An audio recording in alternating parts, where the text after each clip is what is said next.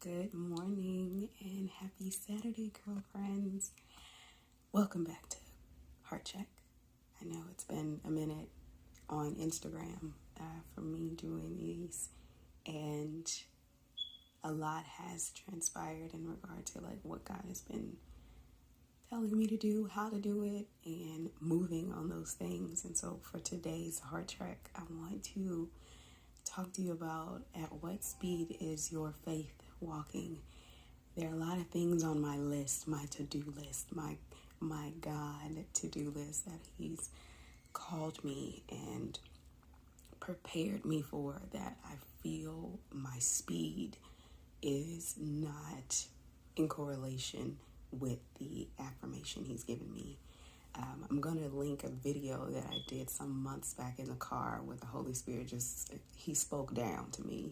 He told me like it was. And I hope that video is encouraging to you as well.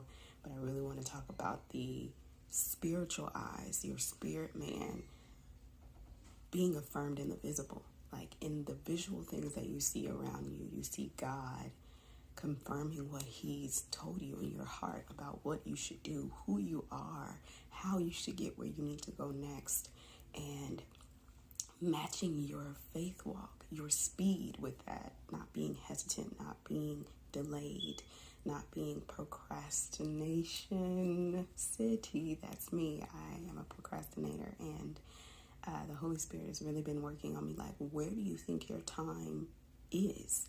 Do you think it's in tomorrow? Where do you think the promise is? Do you think it's just worth waiting on? Because I've given you affirmation in the visible as well as in the spiritual. So open your eyes. And it reminded me of Elijah's servant and how Elijah prayed for him. Being his spiritual father, he said, Lord, give him the eyes to see the protection that's around him, the covering that you have put in place, Lord, that you have affirmed him and you have made him to stand this moment. And when his eyes were open, he did see. From there, we have to take into consideration, what do I do when my spiritual eyes are open? And God has matched what He said He will do to what I see is happening. And the video coming up will be the heart check for today, and your homework will come after that.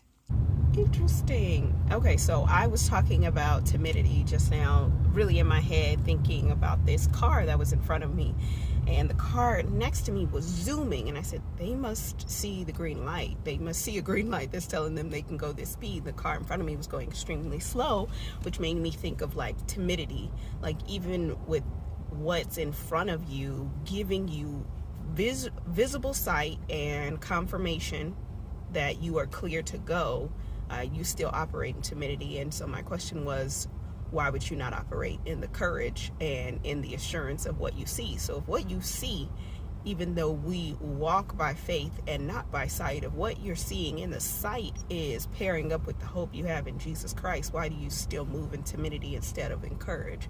If the visible manifestations are in alignment with what Jesus Christ has shared with you, why would you still be operating as if you don't have hope, as if you don't have courage, as if you don't have assurance, as if you don't have endurance to take on what you see?